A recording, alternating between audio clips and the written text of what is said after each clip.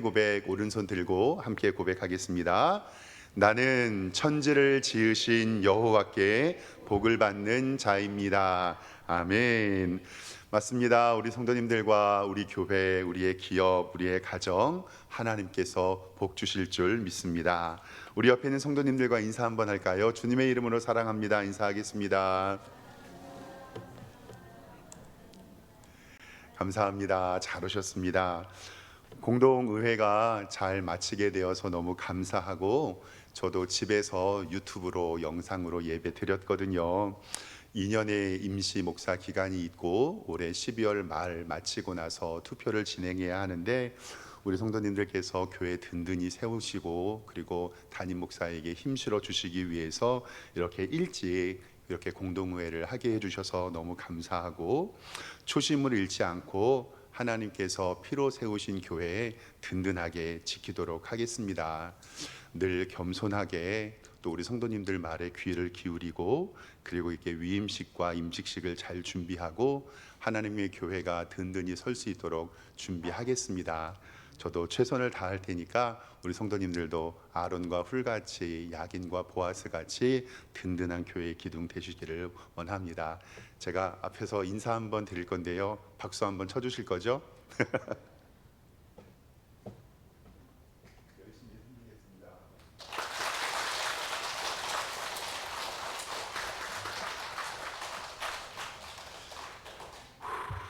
감사합니다.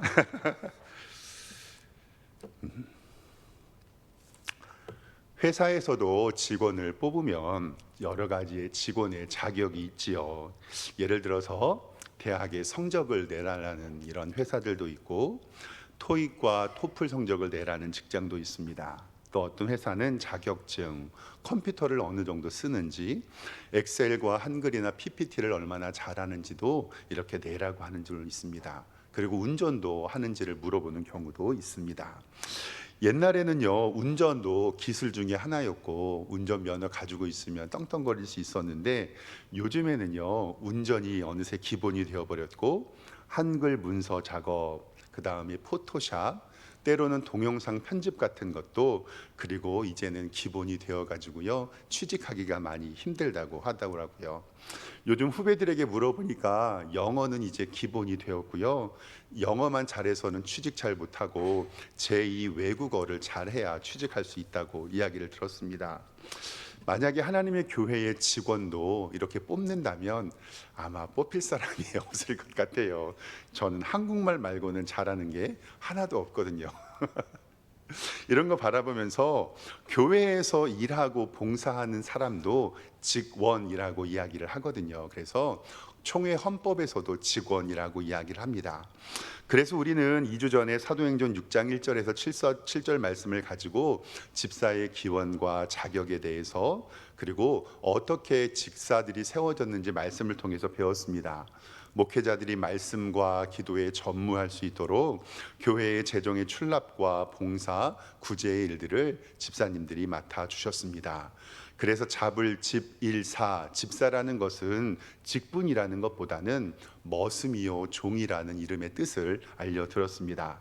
화면을 보면서 조금 정리를 좀 해보도록 할까요? 우리 함께 화면을 보면서 먼저 사도행전 6장 1절에서 7절까지에 나온 이 집사의 자격은 이렇게 4가지입니다. 첫 번째로는 뭐냐면 성령이 충만한 자, 그리고 두 번째로는 지혜가 충만한 자, 그리고 세 번째로는 믿음이 충만한 자, 그리고 네 번째로는 칭찬을 받는 자. 이것이 바로 사도행전 6장 1절에서 7절 나오는 집사의 자격입니다. 그리고 다음에는 지난주에 말씀을 나눴던 디모데전서 3장 8절에서 13절의 말씀, 또 집사의 자격인 총 11개인데요. 첫 번째는 정중한 자, 두 번째로는 일구이언을 하지 않는 자, 세 번째로는 술에 임박이지 아니한 자, 네 번째 더러운 이익을 탐하지 않는 자, 다섯 번째로 깨끗한 양심의 비밀을 가진 자, 여섯 번째는 시험하여 본 후, 서리 집사를 말씀드렸죠, 책망할 것이 없는 자, 한 아내의 남편이고 자기의 집을 잘 다스리는 자, 그리고 정숙한 자, 다른 사람을 해치려고 모함을 하지 않는 자, 절제할 줄 아는 자, 모든 일에 충성한 자. 이것을 보니까 우리 가운데 집사 역할을 감당할 수 있는 사람이 있을까요? 없을까요? 아버지. 우리는 미약하고 그리고 하나님 앞에 늘 죄송스럽지만 하나님 앞에 송구한 것은 우리가 이런 자격이 되어서 직분을 맡는 것이 아니라 하나님의 은혜로 오늘도 이 직분을 감당한다는 사실을 꼭 기억하시길 바랍니다. 오늘 주보에요, 대한예수교 장로회 헌법 제4장 교회의 직원을 좀 써드렸습니다. 교회에 우리 주보 맨 뒷장에 보면 나와 있는데요, 이 뒷장이 비어 있어서 가끔씩 이렇게 성경 공부할 때 활용하니까 참 좋더라고요. 이 총회 헌법에 나와 있는 교회의 직원, 여기도 교회의 직원이라는 말을 쓰잖아요. 1조는 교회의 기초 직원, 1, 2, 3, 4조까지 있는데요, 직원을 총 4개로 나눕니다. 1조에 있는 교회의 기초 직원, 2조에 있는 평범한 항존 직원, 3조에 있는 교회의 임시 직원, 4조에 있는 준비하는 직원이 있는데요, 우리 1조를 좀 함께 공부하겠습니다. 우리 주 예수께서 최초의 기적을 행할 은사를 사도들에게 주셨고 그들의 선교에 의하여 각국에서 택한 백성을 모아 그의 몸된 교회를 세우셨다. 사도직과 선지자직은 그대로 계승되지 않았고 그 직의 표가 되는 사도적 기적도 멎어졌다. 다시 말하면 기독교회의 기초가 성립될 때만 이런 기초 직원이 있었다. 아멘. 이것은 어떤 뜻이냐면 이때 당시에 예수님의 사도들, 예수님께 직접 하나님께서 직접 가르침을 받았던 예수님의 제자들을 교회의 기초 직원이라고 합니다. 그러니까 지금은 예수님의 얼굴을 직접 본 사람이 없으니까 그 사도의 직이 멈췄어요. 그러면 목사님, 지금 목사님들과 전도사님들은 교회 일을 감당하는데요, 그 사도의 직분이 계속 이어지는 것이 아니라 그 사도가 감당했던 일들을 목사와 장로가 그것을 감당하고 있는 것입니다. 그것이 바로 2조에 나와서 설명을 하고 있습니다. 2조를 보겠습니다. 교회의 평범한 항존 직원, 1번 보세요. 교회에서 이 평범이라는 단어는 위에 있는 기초 직원, 즉 사도들이 아니라는 것을 설명하는 것입니다. 항존할 직원은 교훈과 치리를 겸한 목사와 치리 장로와 안수 집사다. 성경에서 이야기하는 이 3명의 항존 직원은 목사, 그리고 장로, 그리고 안수 집사를 이야기합니다. 여기서 항존이란 말은 이 직분이 작용이 교회에 영속할 것을, 즉 주님 오실 때까지 영원한 직분이 목사와 장로와 안수 집사라는 거고, 이러므로 항존이라는 말은 반드시 어느 특정인이 그 직분을 계속 유임해야 함을 의미하는 것은 아니라는 거죠.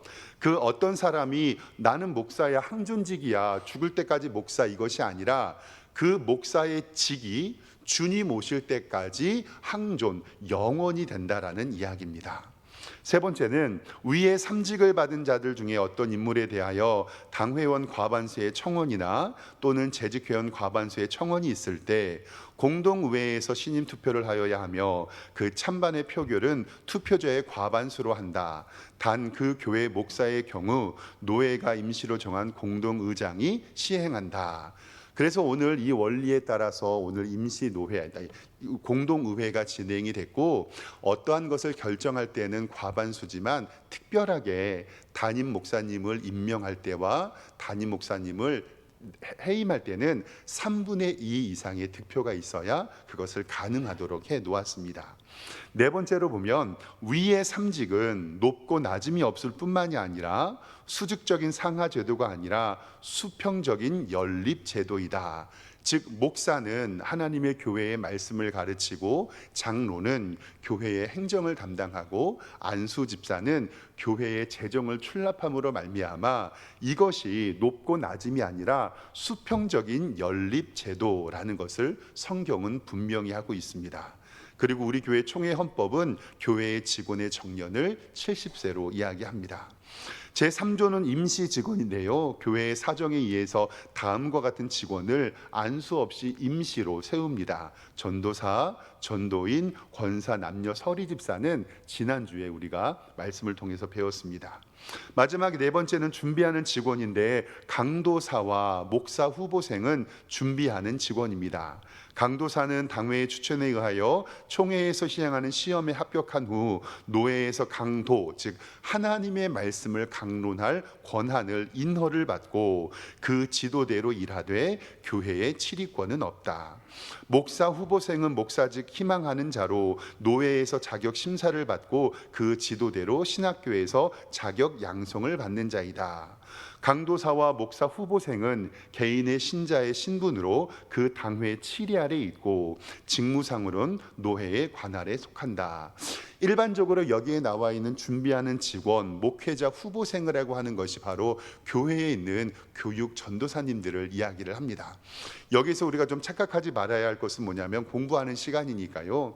우리가 일반적으로 교육 전도사님이라고 이야기하면 교회에서 교육부 파트를 유년주일학교와 중고등부와 청년부를 담당해서 교육 전도사님이라고 우리는 일반적으로 알고 있지만 그것이 아니라 오늘 3번에 보면 어떻게 되어 있냐면요, 강도사와 목사 후보생, 교육 전도사는 개인 신자의 신분으로 그 당회의 치리 아래 있고라는 말씀이 있잖아요.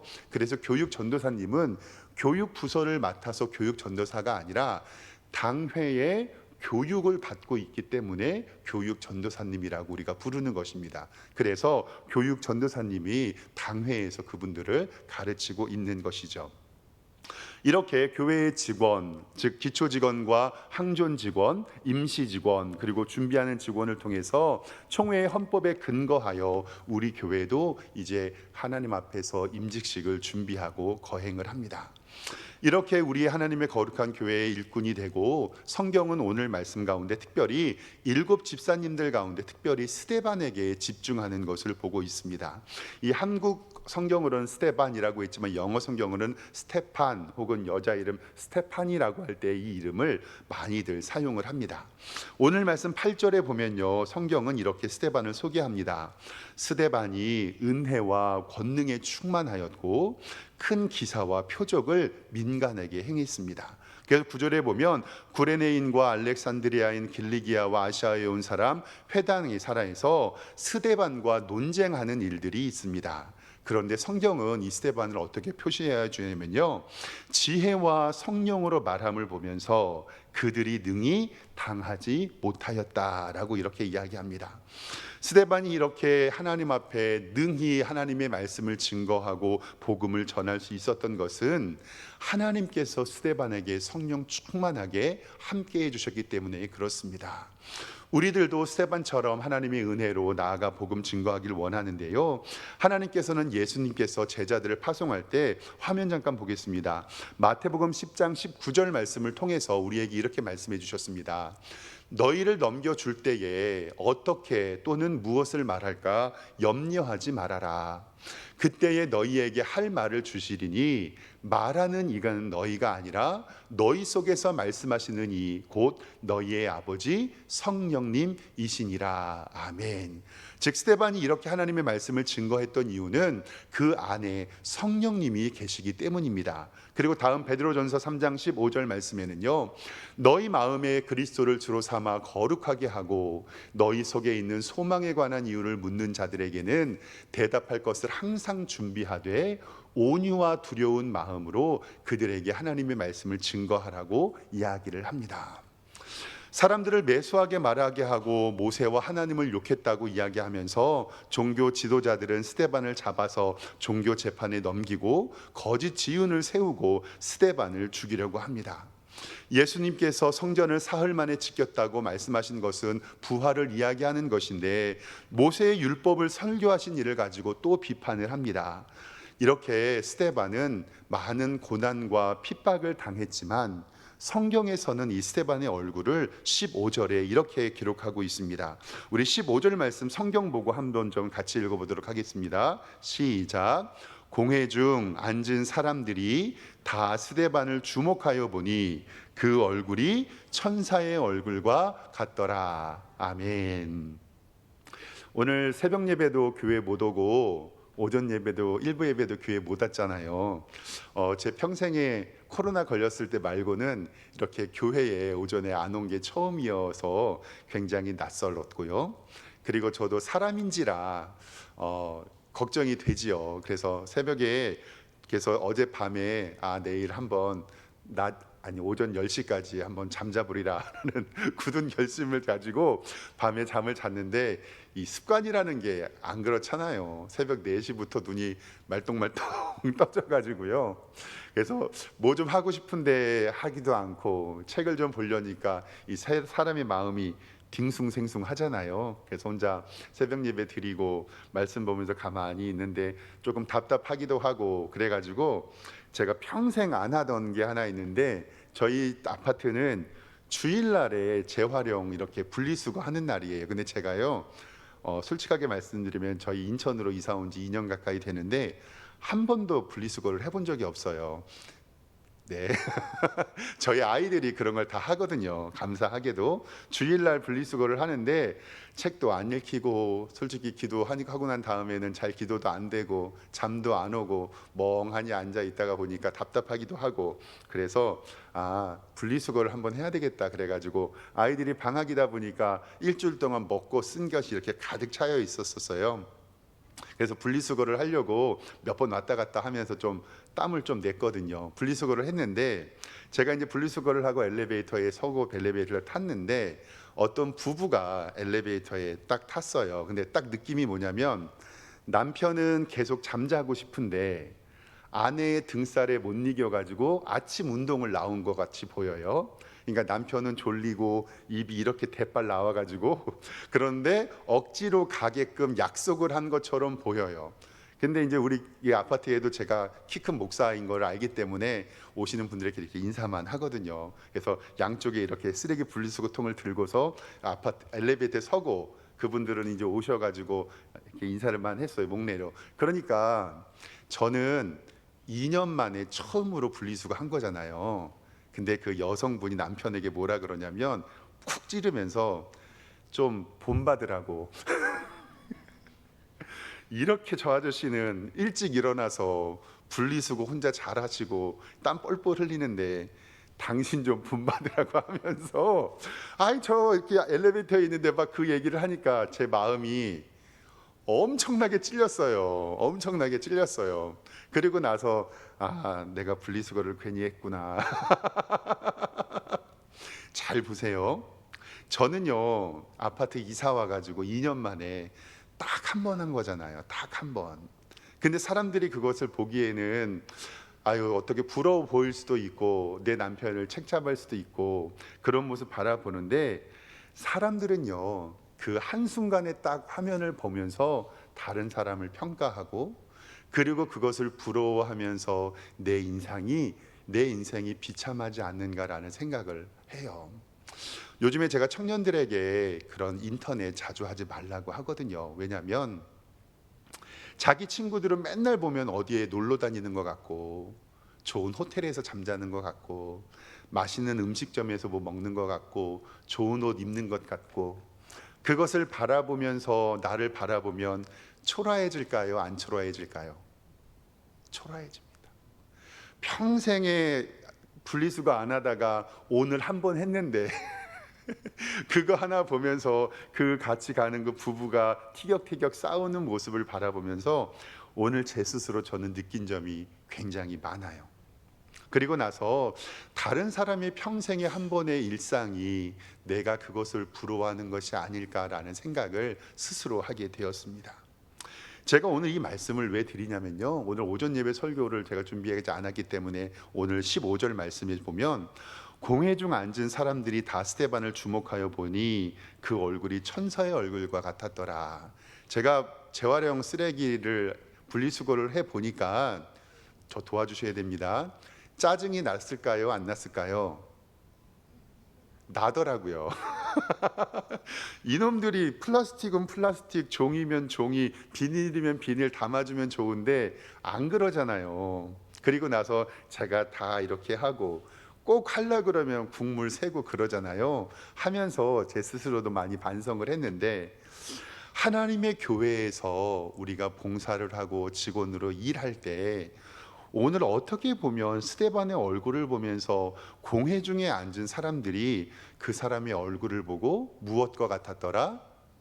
천사와 같았더라.